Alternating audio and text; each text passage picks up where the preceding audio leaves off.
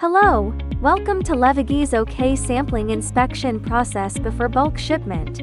Before every order is packed and shipped, our quality control team conducts a detailed outgoing quality inspection to ensure the products meet both customer requirements and our internal quality standards.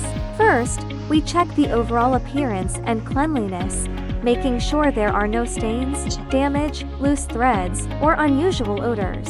We also inspect the stitching and workmanship, including seam strength, neat stitching, and whether there are any skipped stitches, broken threads, or open seams. Next, we verify key measurements: waistband elastic recovery, leg opening fit, symmetry, color consistency, and logo or artwork position to ensure the product matches the approved sample. For period underwear and incontinence underwear, we pay special attention to functional areas.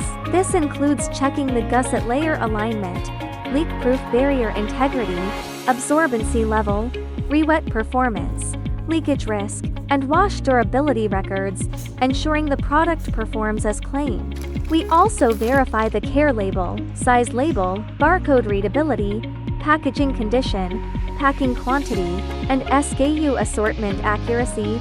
Finally, all products go through metal and needle detection to ensure consumer safety.